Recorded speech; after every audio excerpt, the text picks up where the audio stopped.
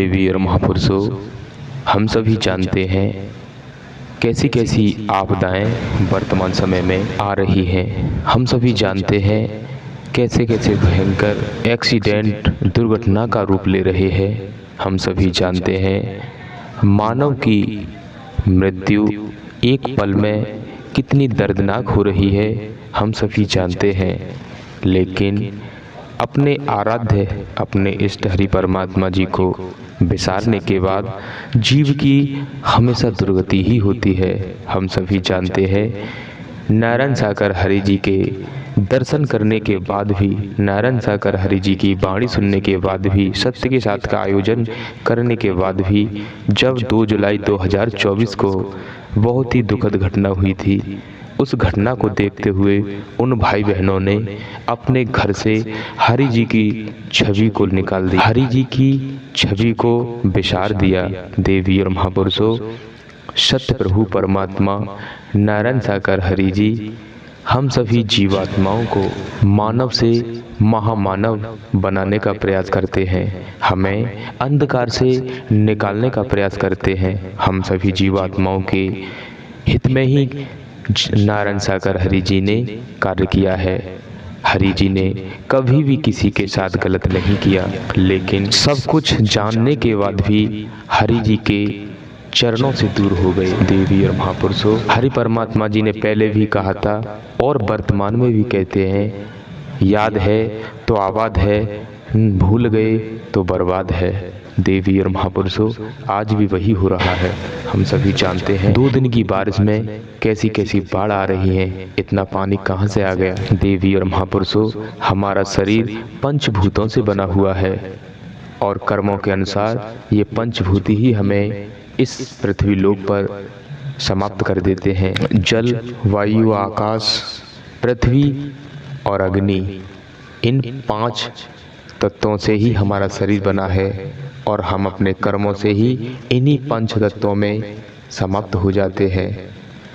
देवी और महापुरुषों, आज वर्तमान समय में, आज इस कठिन घड़ी के समय में हम सभी जीवात्माएं नारायण सागर हरि जी का सुमिरन करते रहें, परिवार में सभी मिलकर हरि अमृतवाणी सुनते रहें और सत्य के साथ का आयोजन पुनः जल्दी हो, हरि जी के दर्शन हमें जल्दी हो, हरि जी से प्रार्थना नित्य प्रतिदिन करते रहें। इसी में हम सभी का परम मंगल है। देवी और महापुरुषों, आपके पावन कमल रूपी चरणों में निवेदन प्रार्थना है, अगर आपने अभी तक आपके अपने चैनल हरि जी की कृपा चैनल को अगर सब्सक्राइब नहीं किया है तो आप चैनल को अभी सब्सक्राइब कर लीजिए, ताकि कोई भी वीडियो हरि जी संबंधित आपसे मिस न हो, आपको समय पर मिलती रहे।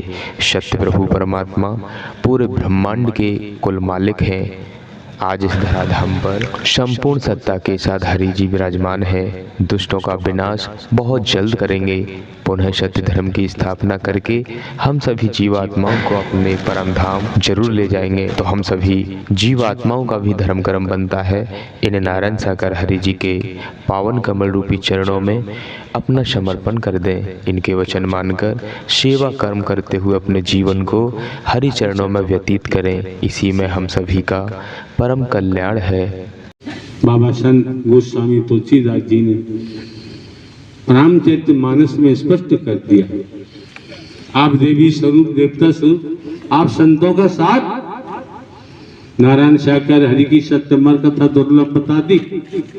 जैसे आकाश में सूर्य दिख रहा है, संसार के वैज्ञानिक एकत्र होकर सूर्य को पकड़ना चाहे संभव दिखाई नहीं देता। इसी प्रकार आप संतों का साथ सत्य अमर कथा नारायण हरि की दुर्लभ बता दी। कितनी मेहर की है, कितनी रहमत की है। कर से कर्म करो विजनाना, मन राखो जहाँ हरि निधाना। इसलिए भाषण करने की यहाँ जरूरत नहीं रह जाती है। पढ़े लिखे सभी जानते हैं, सुत दारा और लक्ष्मी पापी के गर्भ। क्या कहें, ये सब माल मसाला लंकापति रावण के पास भी था, तो वही हुआ। न सोने की लंका काम आई, ठोकर लगी लात मारी लंकेश ने अपने अनुज विभीषण ने।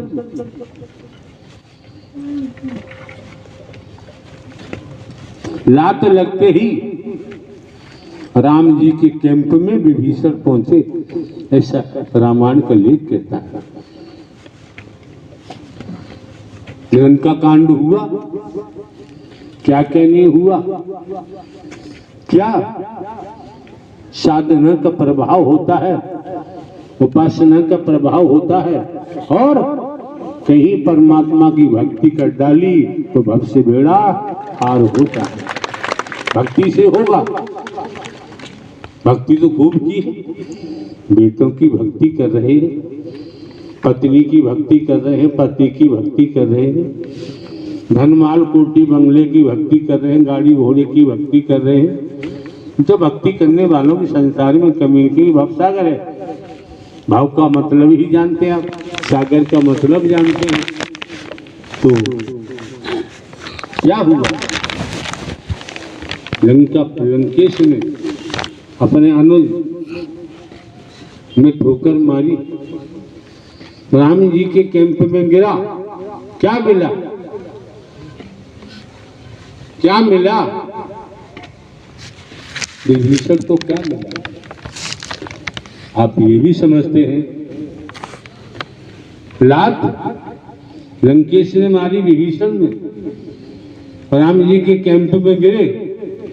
राम जी के कैंप में गिरने के बाद विभीषण को राम मिले और लंका का राज्य मिल गया। बाकी लंका को, लंका वासियों को क्या मिला, ये भी इतिहास बताता है। परिवार, सगे संबंधी, रिश्तेदार, बस कोई भी कुछ कह देता है, हाथ जोड़ो निकल लो। किसी से ऊंची आवाज में बात करना भी आज के वक्त में ठीक नहीं। जाने दो जी, मत सोचो मेरी इज्जत चली गई, इज्जत हमारी है ही नहीं। इज्जत के चक्कर में जेलें भरी पड़ी, इज्जत के चक्कर में जमीनें बिक जाती हैं, कोठी महल बिक जाते हैं, परिवार मारा मारा घूमता रहता है। क्यों? जिसने भी पाया है झुक करके पाया है, सतर होके कभी किसी ने कुछ भी प्राप्त नहीं किया है। सेवा का प्रभाव देखो, जहां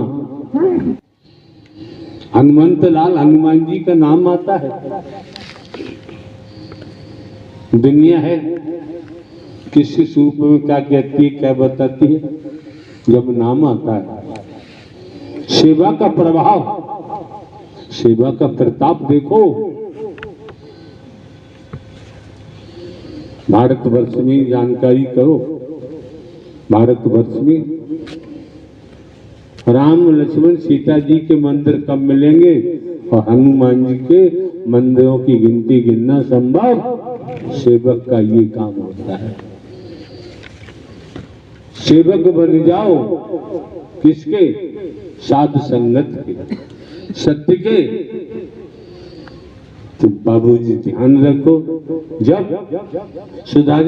सुदामा जी का नाम आता है, श्री कृष्ण सुदामा जी साथ गुरुकुल में विद्या अध्ययन करते थे, ऐसा वैदिक काल का लेख कहता है। बहुत लंबी कहानी है। चलो, श्रीमान जी पत्रकार महोदय खड़े हैं, कहेंगे हमसे कब तक खड़ा किया जाएगा। यहाँ आगे क्या कम है? क्यों? यहाँ कोई कचहरिया फूटी पट्टी कच्ची है ही नहीं, यहाँ तो सट्टम सट्टा है। और संत महात्मा भक्तों के लिए परमात्मा पक्का है। नारायण साकार हर की संपूर्ण मांगी सदा सदा के लिए जय जयकार। हाँ श्रीमान जी, खुद बीती बताएंगे, भाषा मंदिर। प्रेम से बोलो। नारायण साकार हर की संपूर्ण ब्रह्मांड में सदा सदा के लिए जय जयकार हो। क्यों हम मना भी करें? आपके रोम रोम में जो दौड़ रहा है, हम ये भी कहें, इतना सुनने के बाद श्रीमान जी कुछ कहने को शेष है ही नहीं। आप चुकने वाले कहाँ, आप मानेंगे ही नहीं। आदत पड़ी हुई है, अपनी आदत पूरी करो।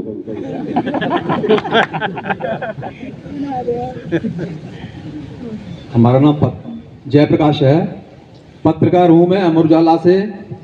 देखिए इसी तरीके से मेरे को 17-18 वर्ष हो गई। आज इन हरि परमात्मा की ऐसी रहमत है कि मैं ब्यूरो चीफ इन्हीं की वजह से हुआ, हरि परमात्मा की वजह से। नारायण साकार की संपूर्ण ब्रह्मांड में सदा सदा के लिए जय जयकार हो। दुनिया में कोई किसी की जय जयकार करता है, कोई किसी की करता है। यहाँ ब्रह्मांड के रचयिता की जय जयकार होती है। इन्होंने कहा कि नारायण साकार हरि की वजह से आपका दुर्भाग्य से सौभाग्य जागा जब आपने निरंतर आए दिन मनोमंगल मिलन सद्भावना समागम के आयोजन में आपका आना हुआ, सत्य का साथ किया, सेवा कर्म किया। कर्म की बदौलत आप ब्यूरो चीफ हैं, कर्म नहीं करते। इटावा रेलवे स्टेशन पर इलाहाबाद प्रयागराज जाने वाली गाड़ी खड़ी है। इलाहाबाद जाना है, दूसरी गाड़ी दिल्ली जाने वाली खड़ी है। दिल्ली वाली गाड़ी में बैठोगे तो प्रयागराज की बजाय दिल्ली की तरफ जाओगे। जैसे जैसे दिल्ली की तरफ गाड़ी जाएगी उतनी ही प्रयागराज से दूर होते जाओगे। दिल्ली पहुंचे कि भैया प्रयागराज आ गया, तो जानकारों ने बताया कि तो यार दिल्ली है। अब पैसे जेब में हाथ डाला, पैसे कम है, अब कैसे प्रयागराज पहुंचे? बहुत देर हो गई, पैसे भी नहीं है। तो सोच समझकर जानकर अगर रेल में बैठते तो प्रयागराज पहुंची ही जाते। अफसोस करने की जरूरत नहीं पड़ती। तो ऐसे देखो आज के दौर में आध्यात्मिक एक्सप्रेस, आध्यात्मिक राजधानी, कोई कमी नहीं, अनगिनत है। और यहाँ केवल मानव धर्म सत्य था, है और रहेगा। मानवता, भाईचारा, अनेकता में एकता, मानव को गले लगाना, मानव से प्रेम करना। जब तक पंडाल में बैठे हो मानव मंगल मिले सद्भावना समागम में, धूप वही है, लग रहा है धूप तो वही है, घनी आबादी है, फिर भी उस प्रकाश के तेज का असर कपड़ा ही तो है ऊपर, आनंद ले रहे हो। और कोई अंदर बनियान भीगी पसीना में तो तुम्हारा शरीर ही ऐसी बन जाएगा, फिर जरूरत ही करेंगे। प्यारी प्यारी साध संगत, आज हम यहाँ पर खड़े हुए हैं। हमारी तो मृत्यु हो गई थी, हम तो मर चुके थे, लेकिन साकार की संपूर्ण ब्रह्मांड में सदा सदा के लिए जय जयकार हो। नागवाद तो नहीं लग रहा, स्थल का नाम बताना चाहिए। इस समय हम मनोमंगल मिलन सद्भावना समागम जहाँ हो रहा है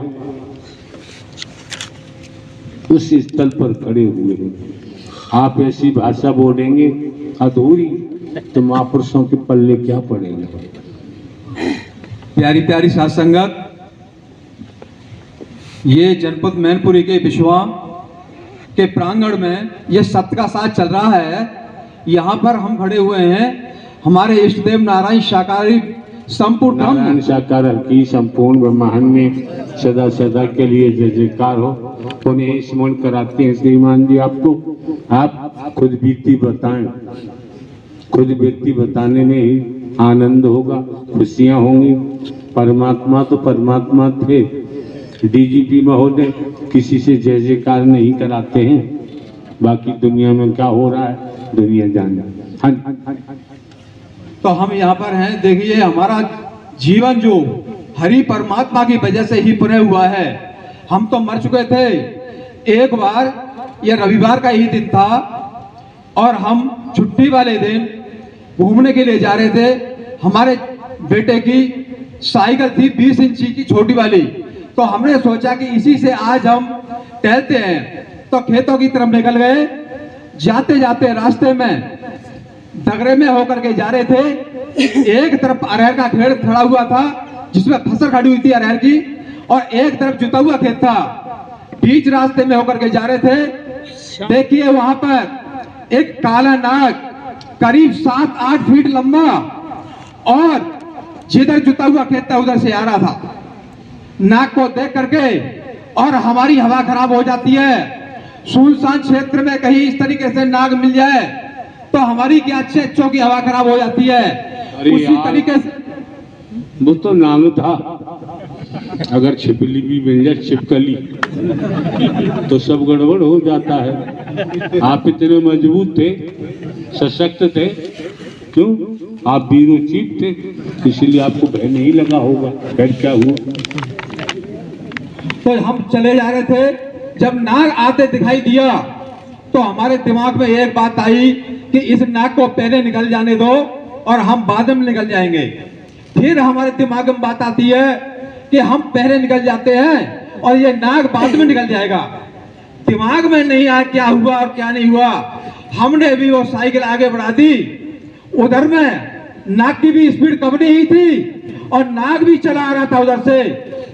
जो साइकिल का पहिया जो था आगे वाला उस नाग के ऊपर से निकल गया।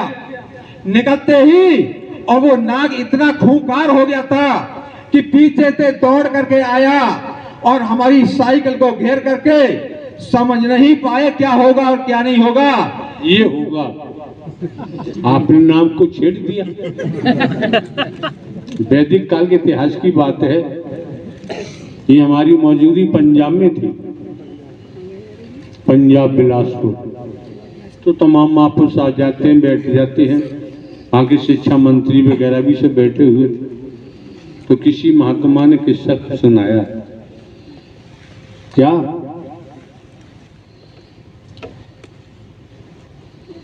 कबीरदास की झोपड़ी में आग लगी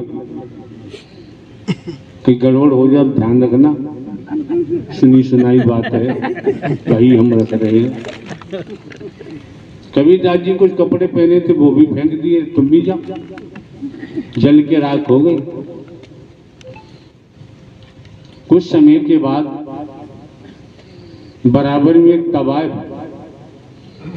का मकान था। तो कभी कहना सुनना हो ही जाता है अड़ोसी पड़ोसी में। तो तवायफ के घर में आग लग गई। तवायफ ने आरोप लगाना शुरू कर दिया, पुलिस को भी कहा कि ये बाबा ने आग हमारे घर में लगाई है। इस बाबा ने हमारे घर में आग लगाई है। बात आगे बढ़ी। कबीरदास जी ने कहा तो सुनो भाई कि हमारी झोपड़ी